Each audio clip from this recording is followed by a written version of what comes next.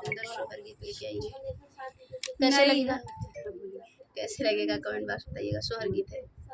नैहर के सुख चैन राजा बड़ा निक लागे, नैहर के सुख चैन राजा बड़ा निक लागे।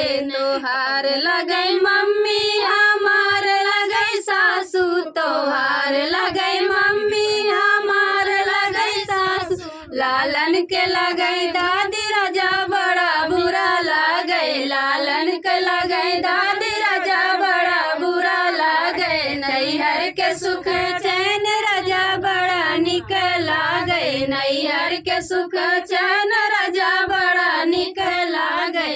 तोहार लगे सासू हमार लगे मम्मी, तोहार लगे सासू हमार लगे मम्मी। लालन के लगे नानी राजा बड़ा निक लागे, लालन के लगे नानी राजा बड़ा निक लागे। नैहर के सुख चैन राजा बड़ा निक लागे, नैहर के सुख चैन राजा बड़ा निक लागे।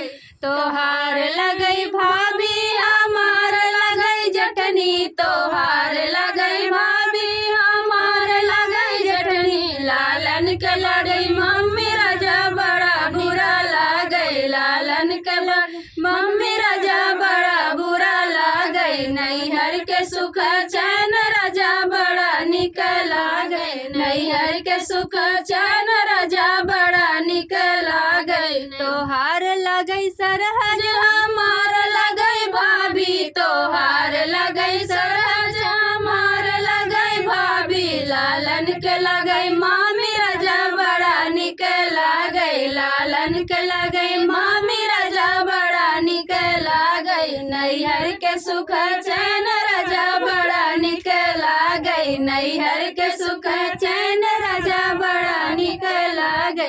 तोहार लगे बहनी हमार लगे ननदी, तोहार लगे बहनी हमार लगे ननदी। लालन के लगे बुआ राजा बड़ा बुरा लागे, लालन के लगे बुआ राजा बड़ा बुरा लागे। नैहर के सुख चैन राजा बड़ा निक लागे, नैहर के सुख चैन राजा बड़ा निक लागे।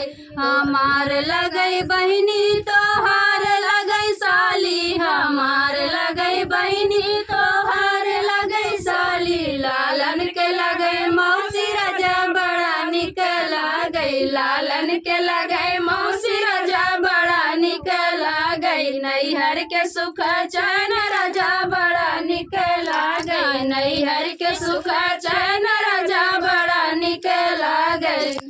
जय हो।